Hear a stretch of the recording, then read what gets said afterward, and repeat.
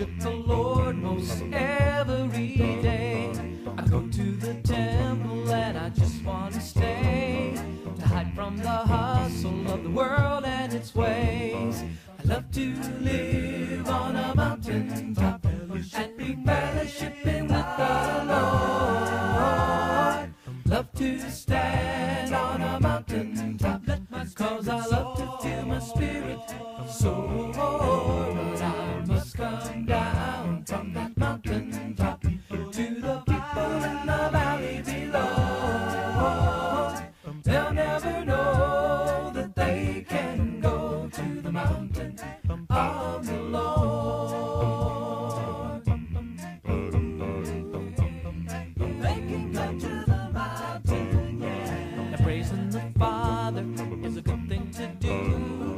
I worship the Trinity, Spirit and truth. But if we worshiped all of the time, there would be no one to lead the blind. I love to live on a mountain top and be fellowshipping with the Lord.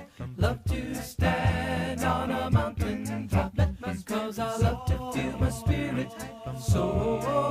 But I must come down from that mountain top to the people in the valley below.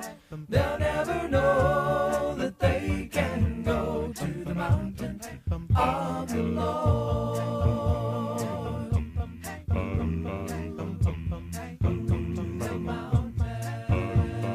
Well, I am not saying that worship is wrong. Worship is more than just singing a song. It's all that you say and everything that you do. It's letting His Spirit live in you. Love to live on a mountain top and be fellowshipping with the Lord. Love to stand on a mountain top, cause I love to feel my spirit soar. But I must come down from that mountain top to the people in the valley below. They'll never know that they can go to the mountain of the Lord. They can go to the mountain of the Lord. They can go, yeah. They can go. They can go to the mountain. Yeah. They can go to the mountain. They can go. They can go to the mountain. Good morning, Springtown Church. We're glad you're here today. It's a beautiful day, and in just a few moments, we will be hearing a message from our Summer Encounter series called Experiencing Holiness on the Mountain with God. David Bennett will be bringing us this message, and we look forward to hearing that message today. Parenting class will be offered next to Lance's office, and that's taking place on Sunday mornings. You can come hear Mike Hall and be engaged in that discussion. This is designed especially if you are parents of students who are in 4th grade or lower. So come on and be a part of this parenting class. Tonight's life groups will be meeting at the building here at 6 o'clock p.m. Revelation 1 through 5 will be the message. Stan will be leading this discussion this week. The Dials will be having their life group tonight at 5:30 and at 6:30. 5:30 for the meal, 6:30 for the fellowship and lesson time. Pearsons will be having theirs at 6 o'clock. And if you're a Springtown area teenager, you can meet at the building at 5:45 and you can get a ride over to the Pearsons. Over in the Poolville area, the Gilberts will be meeting at 5 o'clock p.m. as well as Lance and Ashley Hall. And the Lance and Ashley Hall group is, of course, designed for the Poolville area teens. Again, 5 o'clock for both of those events. If you're in Reno, Pat and Lisa Hall will be having their life group at 5 o'clock as well. You can contact them for more information about that. Next week, September 27th from 3 to 5, will be a house blessing open house at the Bennett's at 309 Huggins Drive.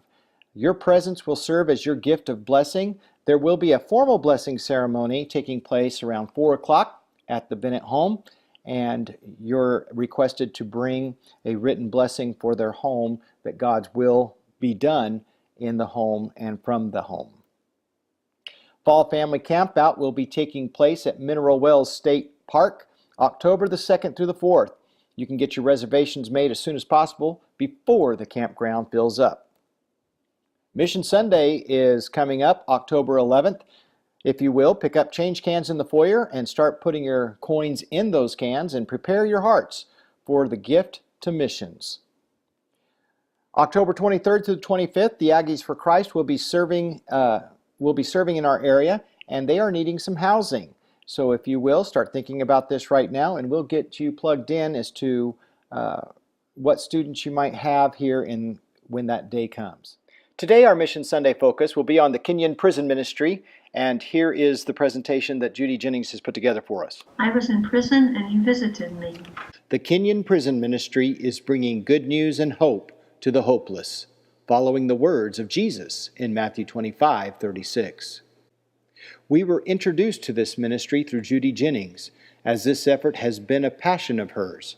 She has put together this PowerPoint to show us this great mission. Their mission?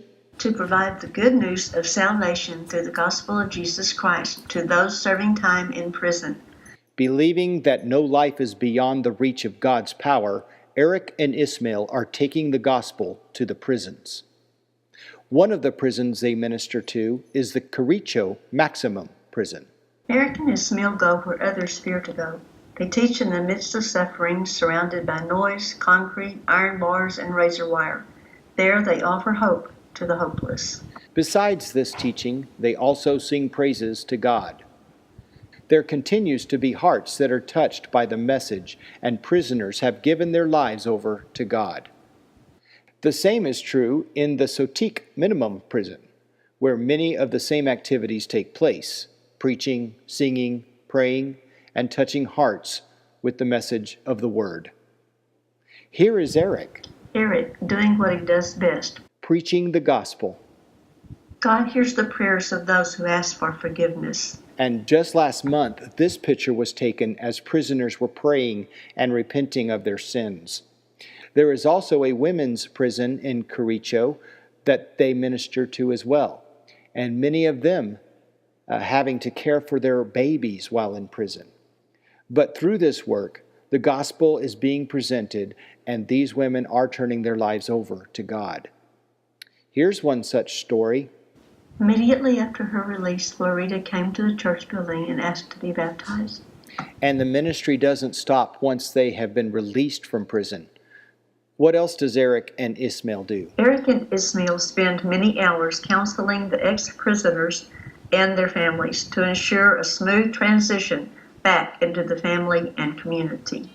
Sadi is a good example of this part of the work.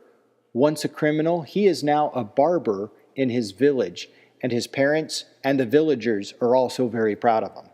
Gray was a strong leader in the prison church. He led singing and enrolled prisoners in the World Bible School courses. Now he leads singing for Kericho Church of Christ. And here is Isaac Bett, who was a murderer at 16, and now he's a plumber, a trade that he learned while he was in prison. He also learned about God when Eric and Ismail came to Scoc, and now he works as a plumber and he teaches the youth at Scoc Church of Christ. The prison ministry is an important part of our Mission Sunday efforts. Have you started praying for this special day yet? Have you considered what you could do? We hope you have, and may God bless you in the efforts to further His kingdom, here and abroad. That's all the announcements we have at this time. Let's stand now as we worship the Lord our God together.